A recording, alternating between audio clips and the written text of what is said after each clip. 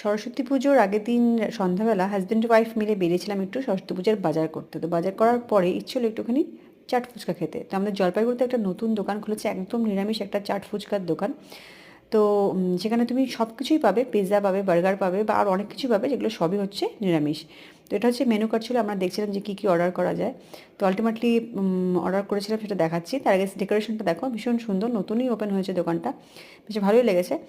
আর আমরা অর্ডার যেটা করেছিলাম সেটা হচ্ছে সেফ ফুচকা, সেফ মানে ঝুড়ি ভাজা দিয়ে ফুচকার টাইপ কিছু একটা হবে, আর হচ্ছে আলু চাট টাইপের কিছু একটা। তো দুজনে বসে একটু আড্ডা মারছিলাম অর্ডার করার পরে।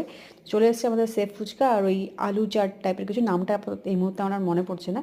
তো মাত্র 6টা ফুচকার দাম নিয়েছিল প্রায় 60-70 টাকা সামথিং নিয়েছিল। তো যাই হোক, ঢোকার ইচ্ছে ছিল, স্বাদটা চেখে দেখার ইচ্ছে ছিল, তো সেটা করলাম। ভীষণই ভালো লেগেছে। তো তোমাদের কেমন লাগলো ভিডিওটা অবশ্যই কমেন্ট